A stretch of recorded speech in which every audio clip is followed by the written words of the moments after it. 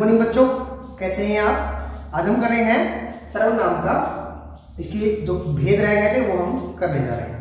सर्वनाम के भेद सबसे पहला है पुरुषवाचक सर्वनाम। पुरुषवाचक सर्वनाम में क्या होता है? पुरुषवाचक सर्वनाम में जैसे मैं, हम, हमारा, तुम, तुम्हारा, वह, वे या उनका, इस प्रकार के जो ये शब्द हैं इनका प्रयोग होता है। इनके अंदर एक तो होता है बोलने वाला, स्पीकर, ठीक है, और उसके जो हमारे सामने होता है वो होता है लिसनर, सेकंड पर्सन।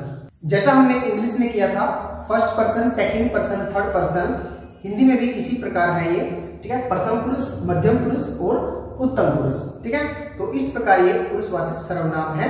जैसे मैं आपको पढ़ा रहा हूं, तो मैं क्या है इसके अंदर पुरुषवाचक सर्वनाम है, ठीक है। तुम सुन रहे हो, तो ये क्या है? तुम क्या है यहाँ पर?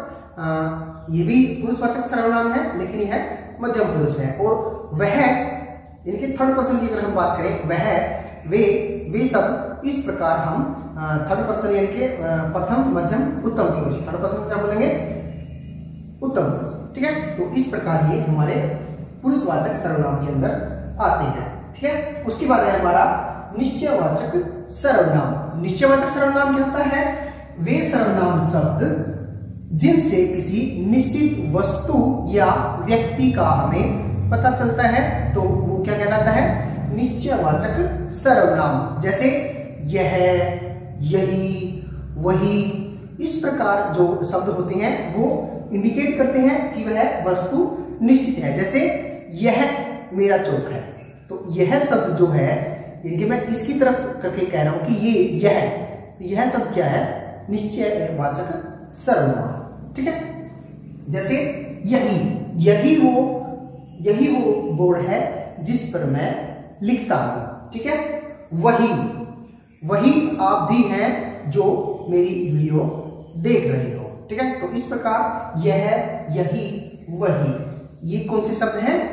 निश्चयवाचक सर्वनाम शब्द है, ठीक है। इनसे हमें पता चलता है कि कोई चीज निश्चित है, ठीक है। इसी प्रकार जो इसका थर्ड भाग है, कौन सा है? अनिश्चयवाचक सर्वनाम, ठीक है। अनिश्चयवाचक सर्वनाम क्या होते हैं? वे सर्वनाम शब्द जिनसे किसी निश्चित वस्तु का पता न चले, ठीक है। निश्चयवाचक में क्या था? उन्हें हम वस्तुओं के निश्चित होने का पता चलता है, और अनिश्चित में उनके निश्चित होने का पता नहीं चलता। जैसे कुछ, कोई, कभी, कहीं या किसी, ये ऐसे शब्द हैं, ऐसे सर्वनाम शब्द हैं जिनसे किसी भी वस्तु या व्यक्ति के बारे में निश्चितता नहीं होती, उनका पता नहीं चलता। जैसे मुझे कुछ रुपए चाहिए, अब रुपए तो मांग रहे हैं, लेकिन वो निश्चित नहीं है कि कितने चाहिए, तो मुझे कुछ रुपए चाहिए। जैसे बाहर कोई आया है, यानी कि बाहर आया तो है, कोई व्यक्ति तो है, लेकिन उसका पता नहीं है कि वह कौन है। कभी कभी हमारे घर आओ, कि आना तो है, लेकिन कभी कभी वो दिन फिक्स नहीं है। जैसे मुझे कहीं जाना है, पता नहीं है कहाँ जाना है, और किसी, यानी कि मैंने किसी से कुछ पूछा, तो इस प्रकार इसमें कुछ भी निश्चित नहीं होता। इन शब्दों से हमें पता लग जाता है। उसके बाद है प्रश्नवाचक सर्वनाम, यानी कि जिन सर्वनाम से हमें यह पता चले कि वो प्रश्न पूछ रहा है। जैसे क्या, कौन, कब, कैसे, क्यों, किसका, इस प्रकार के जो शब्द हैं, इनसे अगर वाक्य में ये कहीं आते हैं तो उसमें हम प्रश्न पूछा जाता है, इनको, वाक्यों को, इन शब्दों को लगाकर, ठीक है। तो अगर कहीं भी आपको ये शब्द दिखाई देते हैं तो निश्चित ही वो प्रश्नवाचक वाक्य होंगे। जैसे वह क्या कर रहा है, प्रश्न पूछा है, और इनके बाद हमेशा वाक्य के अंत में प्रश्नवाचक चिन्ह लगाया जाता है, ठीक है।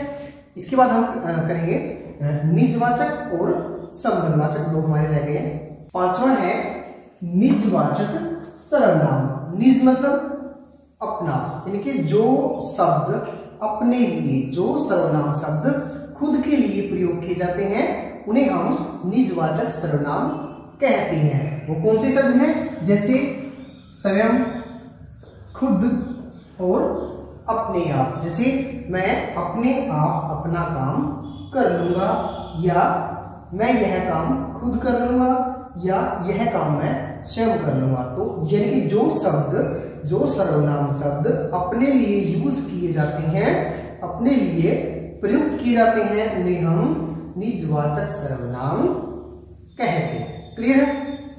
अंतिम है हमारा संबंधवाचक सर्वनाम। संबंधवाचक यानी कि वाक्य में संज्ञा और सर्वनाम यानी कि नाउन और प्रोनाउन का संबंध क्रिया यानी कि वर्ब या ऑब्जेक्ट यानी कि कर्म के साथ जोड़ने वाले सर्वनाम शब्द संबंधवाचक सर्वनाम कहलाते हैं। और कौन कौन से हैं? जैसे जो, सो। जो जैसा करेगा वैसा भरेगा, जैसे जैसा वैसा।